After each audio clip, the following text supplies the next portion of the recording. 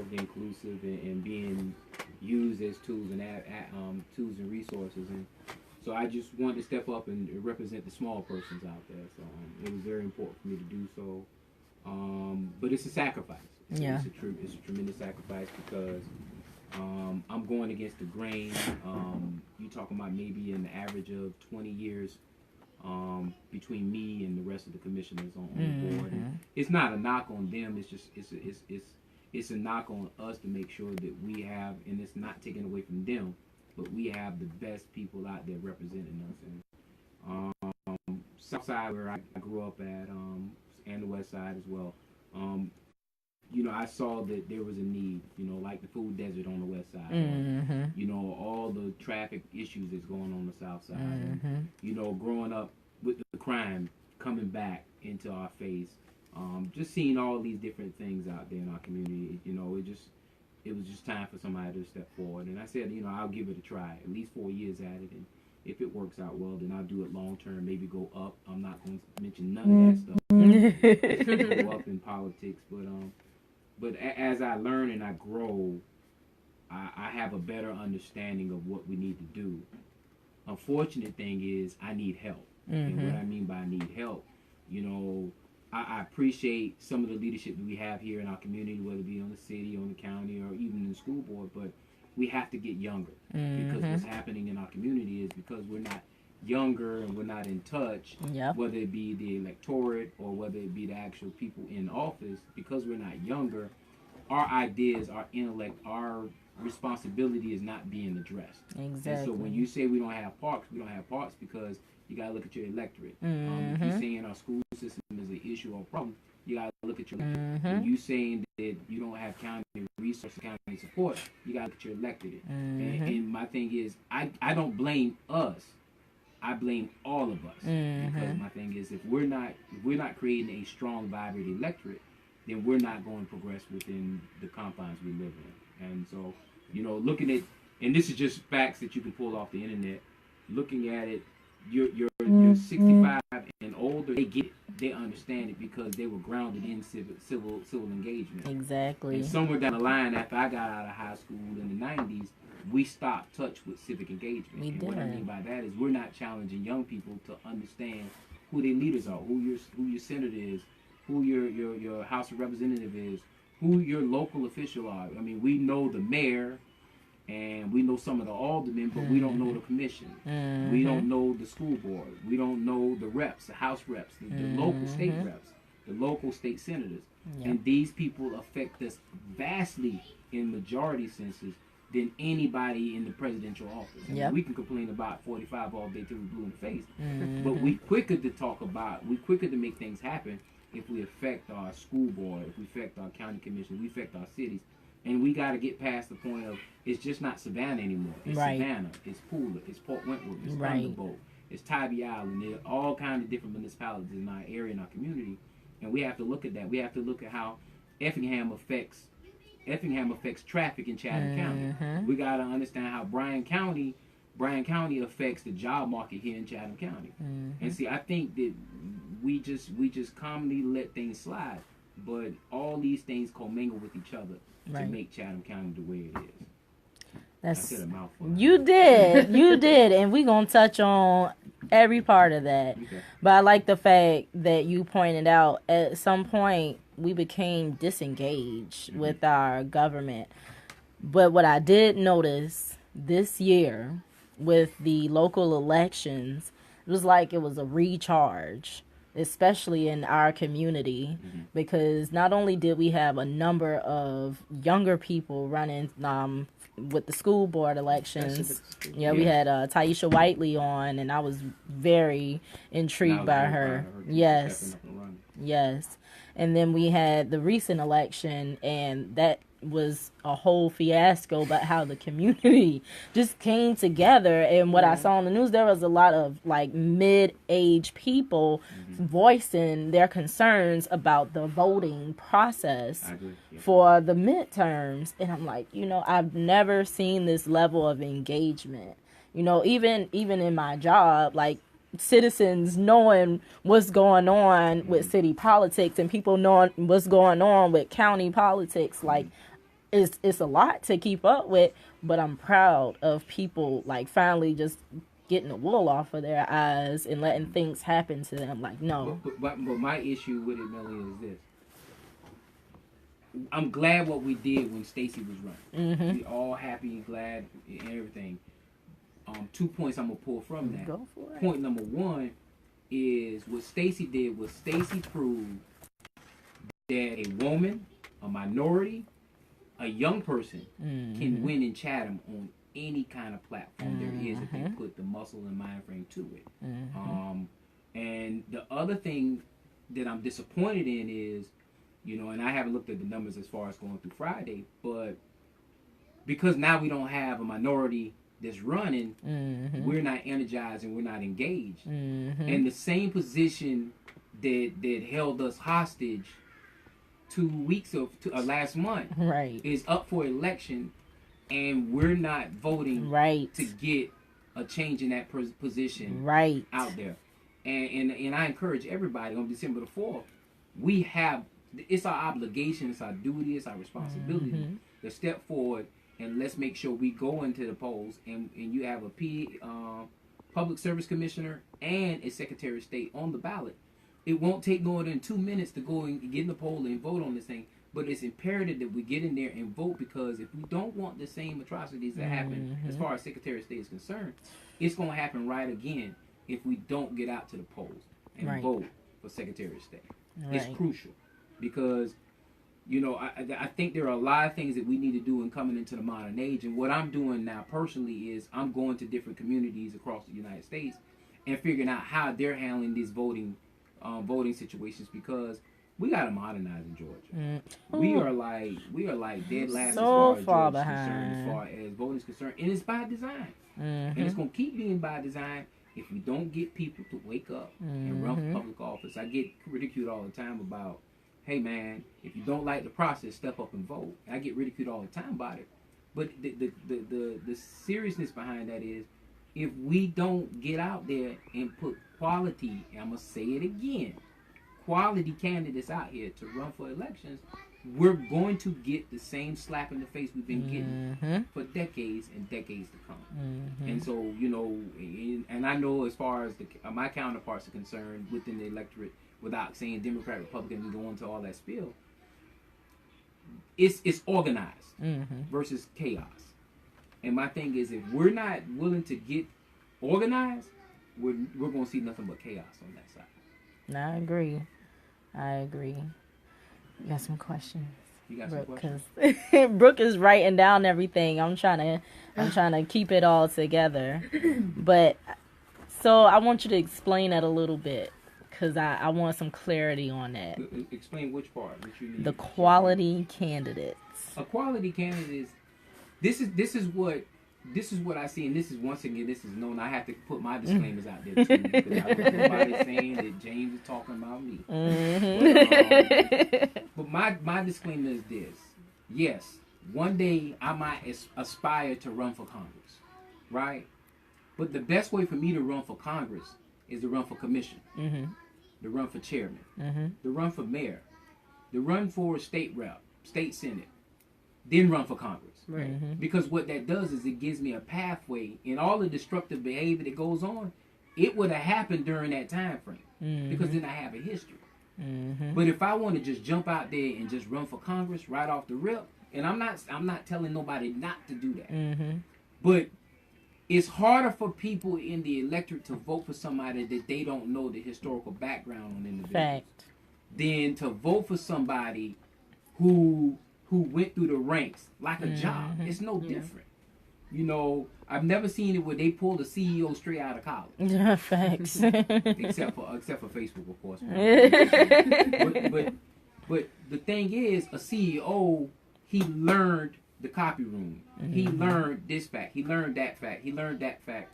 And he learned the culmination of all that is what got him the CEO position. And my thing is, there are tons of bright young people out there that can fill these voids in the school board. They can fill these voids in the county commission. They can fill these voids in the alderman at larges and in all those positions right there, and get their feet wet and make those mistakes at that age than to try to hustle and get to that top. And I think we have to tread back and tread lightly and say, hey, we need to build our rep to get to that point as far as that's concerned.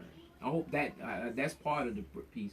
And my thing is, and this is hard, but if you got dirt on the lower level is easier to move through than dirt on the high level. And what I mean by that is, we all got our circumstances. We all got our problems. We all got our reputation that we come from.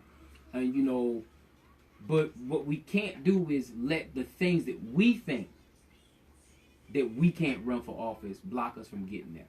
Right. Because what I'm seeing in society now is, especially with younger generational people, is we all got dirt. And we kind of want somebody with a little dirt or dirty to run for that position. Now, you know, we kind of monitor what dirt you got now, right? But you'd be surprised how many people think that their dirt will keep them from running for office, and it's really not. It's really not something that will keep you from running from office. And I don't want to go into the quotations of what's dirt and what's not dirt, but we know understanding that, you know. And I'm gonna go erase.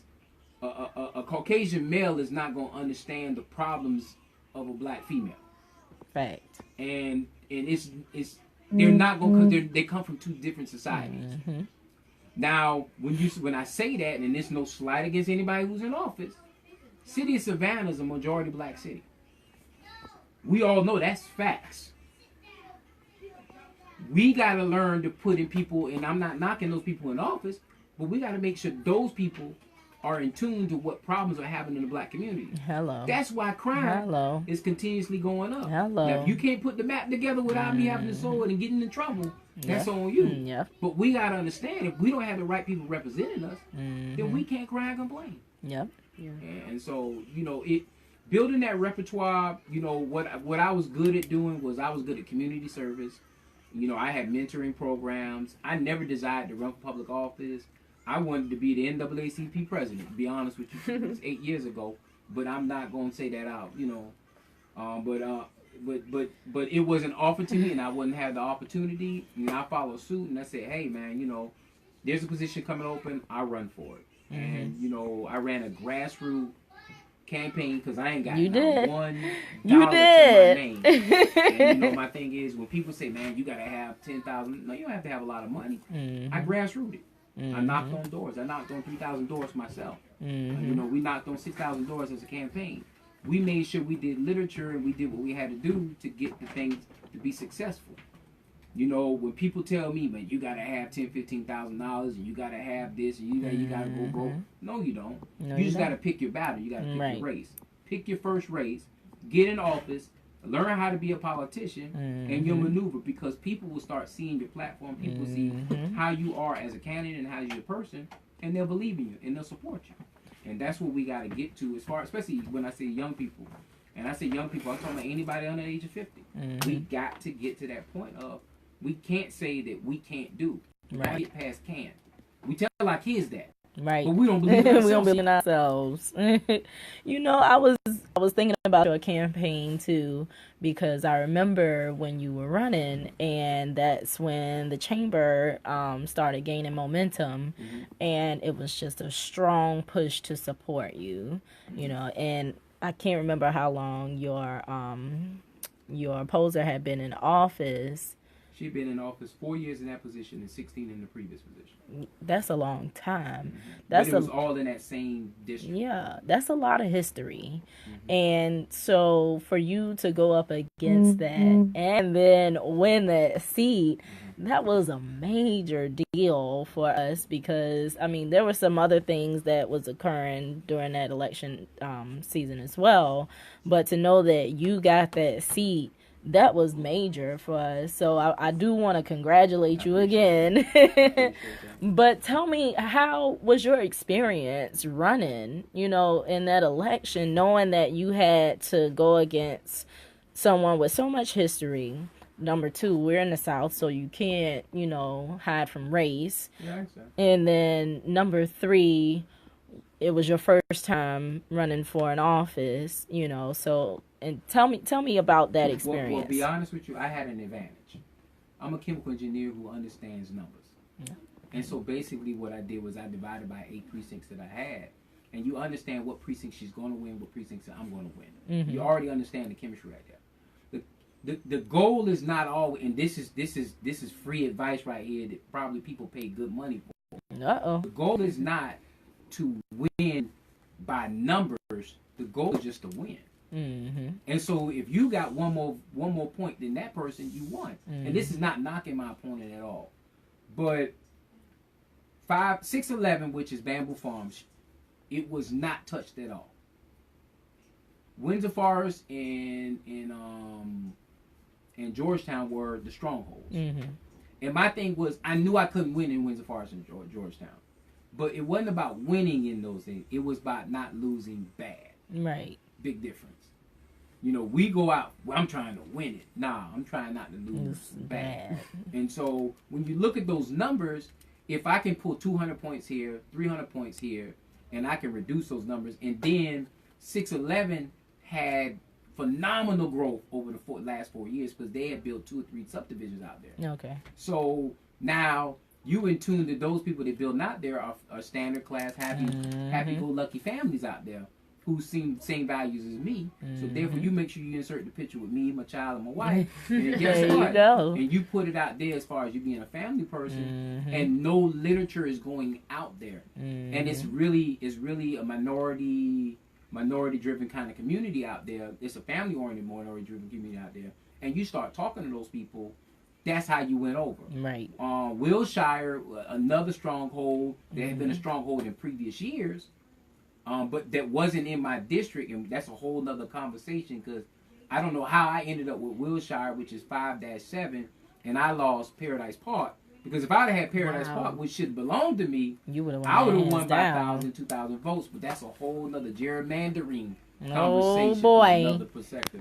Boy. But understanding that in that area, what I did was, like I said, I had a mentoring program. Most of my kids came out of that mentoring program. Mm-hmm. I just talked to parents in that area from my mentoring program and say, hey, I don't need no signs. I just need you to talk to your neighbors. And so basically it was different strategy points that what you need. Because remember, the key is not to beat destroyer. All you need is 1 point to win. And so, you know, I was kind of discouraged because I did all these calculations and everything like that, and it came to fruition that was pretty good on the numbers. And, you know, it looked like I was going to lose, be honest with you, because Bamboo Farms hadn't kicked in. And then at the last minute, I was down 600 points. Bamboo Farms kicks in.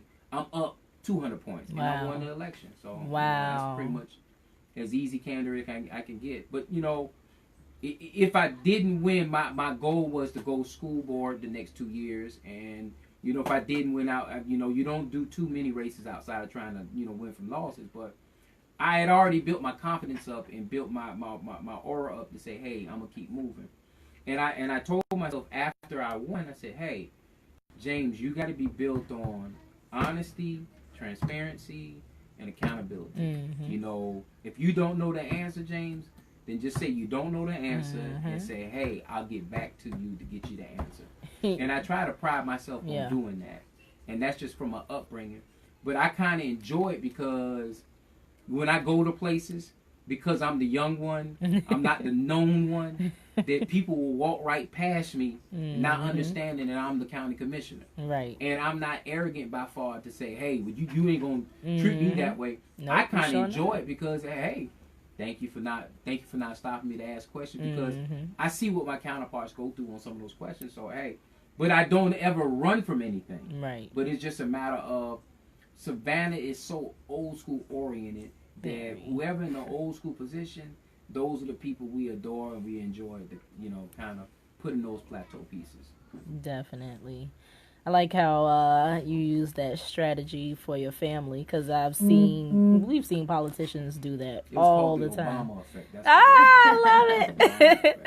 I love it. But like Obama, you actually do spend time with your family. Oh yeah, I try. Yeah. You know, you do. It's not just the picture. You put in the work. Mm-hmm. You know, I know your wife because we talk about accounting all the time. Oh, Very yeah. Smart woman. Gotta give her props. She allowed me to come out here tonight. Ah, thank you. Yes, and then your son, when she has the conversations about your son and how you both educate him at home and how you have him in these different programs, you know, to stimulate him. I think that's so important for people to really understand. You know, you really have to be a nurturing person, but then when you're so busy like that, you also have to have good balance. You know, you don't want to give too much of anything to one thing and throw everything off balance. So you're a county commissioner, you're still a husband, you're still a father. You keep it all in balance. You know, you're not running away from the questions, but you ain't, you know, running to them either. You're here, you're present if needed. But a long time ago, my grandmother told me this: you got 2 ears, you got 2 eyes. You got 2 hands, you got 2 legs, you got 1 mouth. You listen, you look, you use your hands, and you run away if you need to before you run your mouth. And so I live and die by that code right there. Some people need to live by that code. They run their mouth too much. But it's about that time. We got to take a break real quick, That's like right. pay some bills and all kind of stuff. Oh. You're listening to WRUULP, Savannah, Georgia, 107.5 FM, WRUU.org. We are Savannah Soundings, community radio with Global Soul.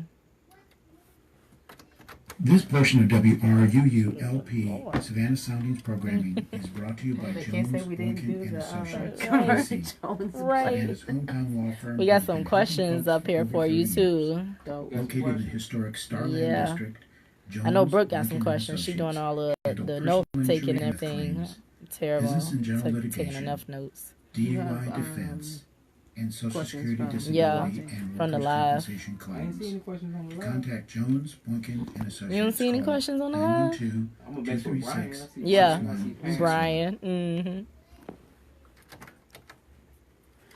All right. And tonight's PSA is for charity softball. The Savannah Adult Recreation Club and TIP Incorporated present the annual charity softball tournament at the Paulson Softball Complex on Saturday, December 8th. The tournament will benefit TIP, Talented Individuals with Power, a nonprofit providing community services for at-risk Savannah youth. For more information, look for TIP Organization Inc. on Facebook. Awesome. I thought Tip was down here. I was like, Tip? I was thinking the same thing. Listen, you can't let black people in the studio talk about Tip. You can't put Tip in the charity donation read. Going down. Going down. So Brian asked about the benefits of the high-speed railway if it comes this way. Tell you, Brian. Ah. 2 things. I'm gonna go ahead and break it down softly, and I put it out there as far as the group's concerned. The high-speed rail, yes, I believe we need high-speed rail here. Unfortunately, the tie-in to high-speed rail is we got to make sure jobs, motivation as far as security is concerned. It's a lot tied into the high-speed rail. I think high-speed rail will be an asset beyond repair, but prior to us even getting into high-speed rail, we also got to look at our transit system, our current transit system, Chatham area transit system. We got to make sure that we're getting the best out of our transit system. Right. And our transit system has had some time before we have remodeled it and brought it together to kind of make it into a transit system that is effective in our community. So I think that's the one angle I'm really working on. The reason why you see all those conferences I go to as far as transit it's because I am on that board. Yeah. And because I'm on that board, you know, I really am gung-ho about making sure we're getting our services on time, making sure paratransit is active and a force to be reckoned with, making sure we're taking care of our paratransit community, because Chatham County funds it, number one. And, you know, there are other issues that tie deeply into just saying high rail and just say high rail. Yeah, we love it, we want it, but are we built for it yet? And that's our biggest issue. I think our biggest issue right now in our community is homelessness, poverty, equality as far as jobs are concerned. I think we need to really concentrate on building a stronger workforce here in Chatham County, because our salaries and our dollars are not comparable to what we need to be at. And a part of that, and a lot of times we want to blame government, but a lot of that's not on government. A lot of that's on us, because what we need to do is we need to start becoming creators of jobs. I remember a time where we didn't allow anybody to, you know, come in our communities and dictate the terms. But we've kind of gotten to the point where we allow folks to come in our community and dictate the terms. And so, you know, if we want it, we got to find grassroots ways of doing it and making those things happen. And I didn't want to divert away from the high-speed rail.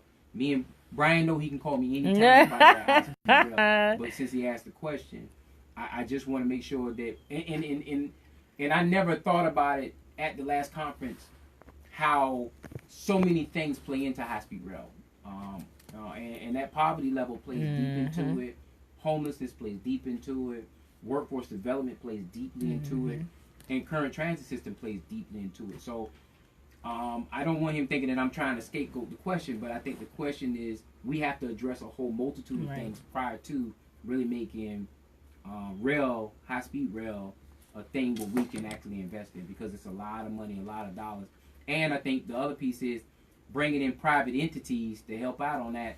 And Chatham, all due respect, Chatham, whether it's Chatham or the municipalities, we just haven't got into that public-private partnership piece enough for us to understand that we can jump into rail about that. Right. So I think there's other entities we need to get the private sector involved in prior to doing rail, if that answers the question. Definitely. I hear you saying some key words, and it almost mirrors some of the goals in the city's strategic plan. So, does the county have a strategic plan? We have what's called a blueprint. Okay. It's called a blueprint. It's a strategic plan similar to what the city has, and it addresses 4 quadrants, and you're going to make me try to think about what Don't worry about it. But, one is education, like quality of life, education, quality of life, and the other 2, economic development, and it's a 3rd. It's a 4th one. And I know I'm paraphrasing what the 4 are. We got 2 computers in front of us. Okay. We'll find it, but at least we know where to start. But it's 4 quadrants, and those 4 quadrants what we build our whole blueprint around. Okay. And like I said before, 2 years ago, my first year in 17, we came to the community and we went into every district there was, and we asked the question, what do you want out of these 4 quadrants? And sad to say, I'm gonna be truthful and honest, in your white communities, they all felt that crime was an issue. Quality of life with crime was an issue we needed to address. They just felt crime was an issue we needed to address. And in your black communities, you had workforce and, you know, economic development was the things you needed to address. And it was crazy because when you go to because I didn't just go in my community. Right. I went into everybody's community because I wanted to be nosy and see how other areas felt about things like that. Because, that's true, though. You represent the whole 6th district. You got to understand. You know, I went to mine, right. But it was important for me to go to other people so I can see what voters needed and what voters wanted to talk about. And hearing their conversation, hearing their discussions, you know, you get a slighted opinion about how people think about different things. And be honest with you, I don't think we have I know we have a crime issue, but the crime issue is really tied to silos that created the crime. You know, I don't think that crime is correct. I don't, and I will make sure that's straight. I don't feel that by any means you should commit a crime, but I do understand that situations dictate for the crimes that we do commit in our community. It's a symptom of a bigger problem. And nobody wants to address that. Nobody wants to say that's the truth, but it's just reality. Yeah. A lot of the crimes that happen in our community happen as a byproduct of poverty, as a byproduct of the education system, as a byproduct of the workforce system. And I just think that I don't say that it's wrong. I don't say it's right or wrong, but I do say that we need to start addressing the byproducts. Right. That we need to address the issues that create the byproduct. Right. And I think we don't spend a lot of time. It's just like health issues. You know, we don't do enough time in prevention. We do more time into cures or trying to fix it. And you know, and that's where the money is. And we got to make sure that people aren't making money off of us, and to create those scenarios. And I'm gonna leave it at that. You about to open up a door you don't understand. But what? I see you, Maven.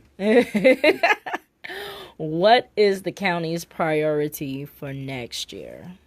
I'm glad you asked that question. I've been on them super hard on this, and that is recreation. Look at her. I've been real hard as far as recreation is concerned. It's just not me. It's a couple of commissioners. They've been doing it plateau-wise. But recreation is one of my key points. Not just recreation, but the library systems. I think one of my biggest things that I've been working on hard, and I just came up with my title, so it's going to be Need to Read. And that's going to be my literacy thing. Last year I gave 1,400 books that's right. because of the library, and I'm really going to be pushing literacy because I think literacy amongst our community is one of the vital things that we need to fix as far as crime is concerned. So Need to Read. Lord. I just came up with the title, so I'm going to push a lot of that stuff out there. But we'll be at EOA again for the book reading March or February for the Dr. Seuss. Okay. And last year we read to 800 kids, 30 young men, 30 men folk. Read to 800 kids. So I'm trying to make sure that those are factors. I'm working with the library right now to try to extend the hours because, you know, the crime reports told us when we did the study last year that ages 11 to 17, 11 to 18, most of their crimes are committed between the hours of 3 and 8 o'clock. So most of their crimes are committed 3 and 8 o'clock. I thought about, well, mama get home by 9 o'clock, so we ain't commit no crime between 8 and 9, so we on our way home, so we ain't getting no whooping. So, right. So my thing is, we need to have resources available for our community between the hours of 3 and 8 o'clock. Yes. And we, you know, and we talk all the time about all these programs, but if we can get the libraries to stay from the 8 o'clock, 2 hours, and then we put resources as like tutorial programs or all these different nonprofit organizations in the libraries as resources for these young people, then these kids aren't on the street committing crimes. And I'm not saying that's to save all to all, but I'm just trying to figure out if we know statistics. 3 to 11, 3 to 9. We know the statistics. Why aren't we building resources around preventing those statistics? Right. Instead of adding more cops, or adding more deterrents that's going to put more of our kids in jail. Because we already understand that our school system, and it's not by fault on the school system by itself, but our school system across the country are failing our young people. Absolutely. And so we got to find ways to incorporate better means to make our kids better. Absolutely. We I just had a meeting with Deep earlier this week with the yes, and the Policy Action Committee met to talk about the school systems and their injustices for children who are under IEPs. Oh yeah, I learned IEP today. Go ahead, I'm listening. Yes, well, my son used to be under one, and I pulled him out of public school. I was just so unpleased. And then they also talked about school placement and administrative placement, and that was a program I wasn't familiar with. But I see now that that's feeding more into the segregation of schools. Oh yeah. Brooke, right? Brooke had the long scratch just then. But I mean, I understood about IEPs because I've been through that process for a long time. But it was funny because the way IEPs are structured now, they were not structured like that when my son was first placed under one. I basically had to beg for him to be under an IEP because they were just going to label him a bad student and leave him in the back of the class and let him run around the school. This is exactly what she told me. I'm not going to call her name because she still works in the school system. I cannot. No, just kidding.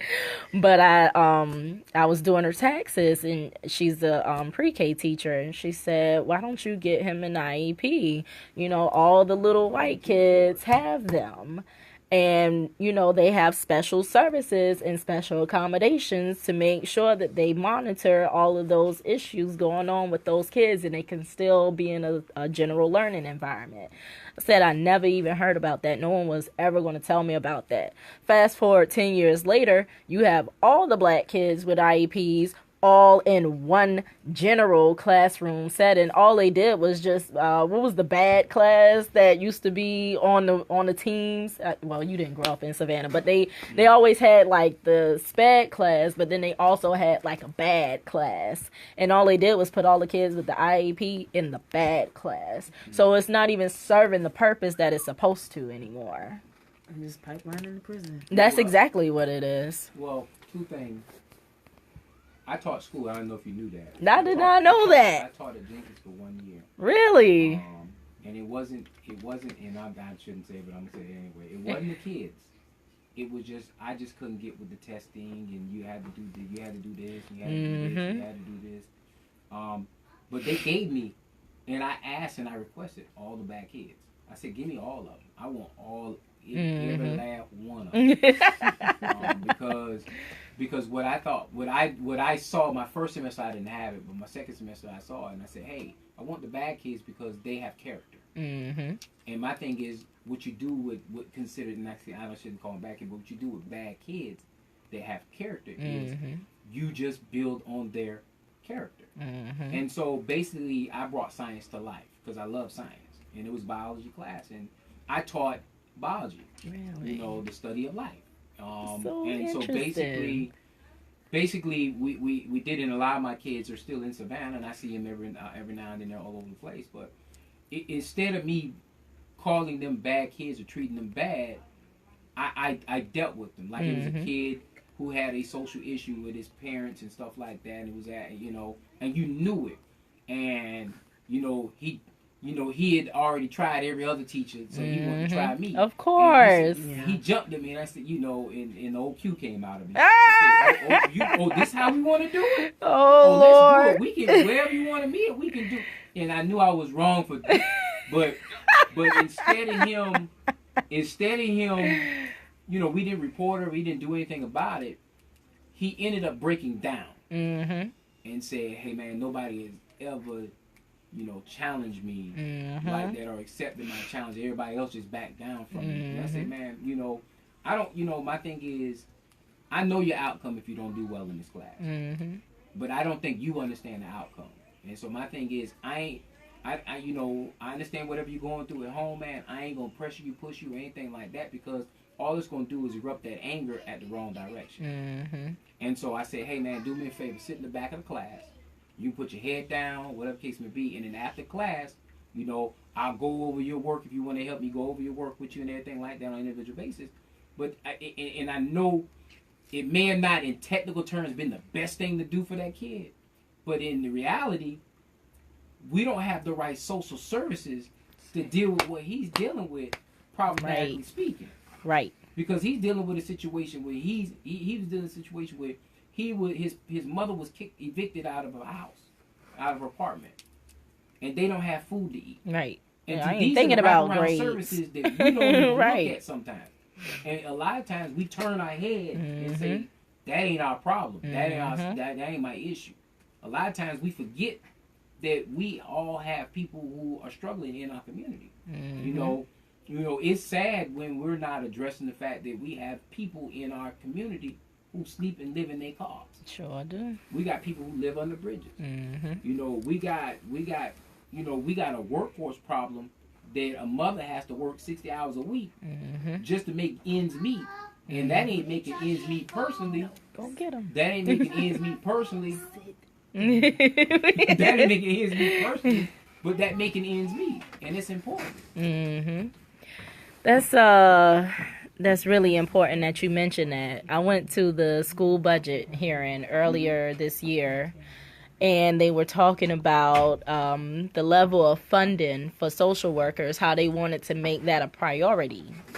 And what they said was, right now, for every 2,500 students, there's only one social worker. Baby, if we don't get new elected people in these positions across the board, we're going to suffer and keep suffering. I'm just going to leave it at that. I'm not knocking. I love all my people in position, but if they're not willing to make sure they're addressing our social, economical issues, we need to move forward. I agree. But the problem is, it goes back to what I said earlier. We have to address the electorate. Mm-hmm. The biggest electorate body in Chatham County, is 18 to 35. 18 to 35. If 18 to 35 stepped up and voted every single election, we wouldn't have 90% of the issues we have right now. Step up. But we can't get them to step up. Why? And I know we ain't got 20 minutes left in this conversation, but if I needed another hour to just push that out there, that's the agenda piece. Our 65 and up, they understand. Yeah. If you look at the numbers right now, 65 and up have voted already this week.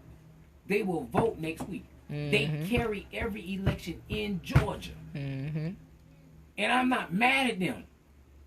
So if you understand this, who are they going to put in office? They're going to put somebody in office from their age bracket because they're going to speak their age language. And I'm not knocking. I don't knock it. I mean, I might lose 1,000 votes on that one. I'm not knocking it. But it's true. I hope I gain 1,000 votes of people between the age of 18 and 35. Because if people between the age of 18 and 35 voted, it's not that it would knock them out of office, but it helped hold them accountable. Right. Because we can complain all day long on social media and Facebook and everything under the sun.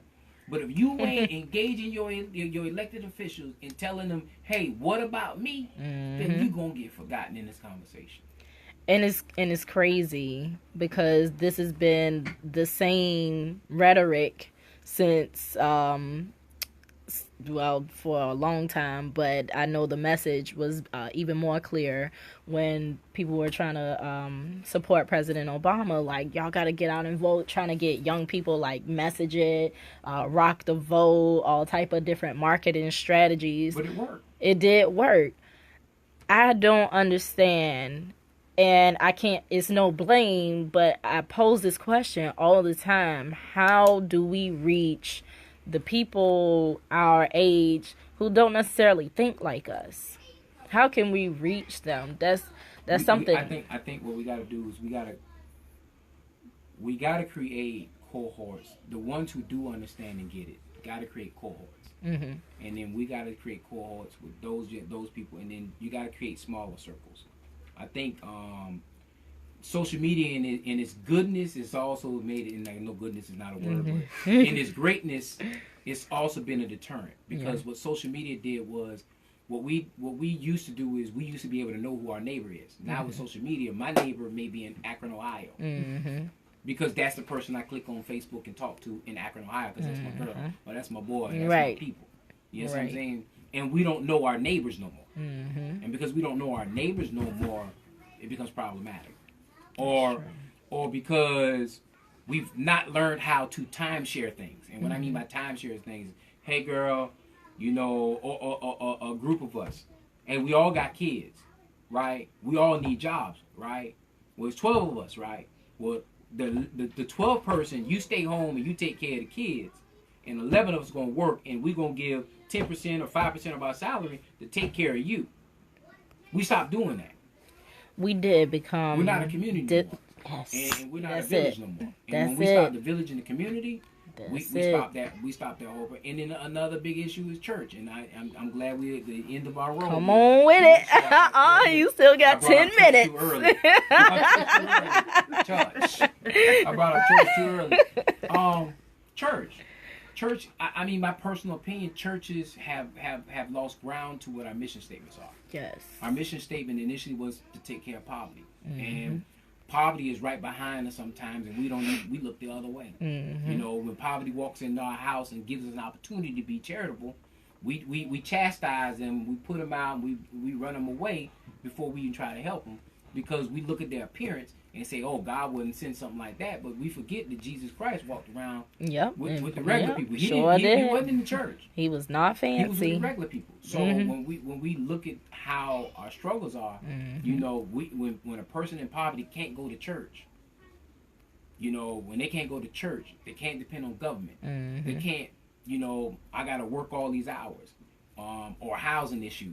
And then, you know, housing market is crazy here in Savannah, because when you don't have any kind of affordable housing available to you, or livable, the new term is livable wages, workable housing, and livable housing will come to my head. But if you don't have all that stuff available, how can you fix your problems in Chatham County? Right. How can you fix your problems in Savannah, Georgia, Chatham County, Pooler, and all these other areas? You can't. You know, and like I said, part of it is on us, is psyche. I'm not ever gonna take it away from us. But I understand a parent going out there buying shoes when they can't afford something like the other thing, because that's that temporary satisfaction that we live in. I don't agree with it, but I understand it. And my thing is, when we understand it as a whole, as a community, and we start putting villages back together, and I don't think they have to be pretty villages. They can be just villages that survive. Right. Because get to that survival point, because there are programs out there, there are organizations out there, there are charitable things out there that can actually help us get over a hump. But we just got to make sure that we maintain. Right. And a lot of time maintaining is hard when everything that you think that should support you is not in that supporting you. And you know, that village piece, we just don't have it no more. Yes. I just don't. I mean, that village piece, and I pray to God that it comes back and makes a great comeback, but I just don't see it like that no more. And I do see it where new non-denominational churches are actually different approach as far as the traditional church is concerned. So I do want to put that segue that non-denomination churches or new wave churches, whatever you call it, they do have a sense of understanding that global need to make sure that we address those issues. Where our traditional churches have said, hey man, if you're not buying into our tradition, you need to sit over there. You know what I'm saying? So, you know, and I don't want to be with the churches too bad, because there are a lot of great churches in our community that do a lot of great things. But as a whole, what are we doing as a community? Right. It takes everybody. They are a part of that village. The families are a part of that village. The government is a part of that village. The advocates are a part of that village. The activists are a part of that village. But it seems like you said earlier, but you were talking about something different, but we're siloed into our own networks. Yeah, that's the power of social media. Power of social media. And we just kind of move autonomously, not considering what someone else is doing, so we may be duplicating services. I especially thought about that when you said the county was focusing on recreation services next year, because the city is focusing on recreation services next year. They get one of each other's plans, and everybody does the mimic. I don't know who they were talking to, because that was real last minute. If it was left up to me, we would all be intergovernmentally working together for a unified plan. But unfortunately, it is not left up to me. I'm just one of 9 votes, and yes, I can voice my opinion about it on the county level. But all I can do is voice my opinion. I do understand in the 6th district, we've kind of been left out as far as the recreation scene is concerned. We do have a couple of amenities out there, but I think that we need some serious upgrade to those amenities I got, and I'll make sure I push that issue there too. But I do want to get into regional stuff.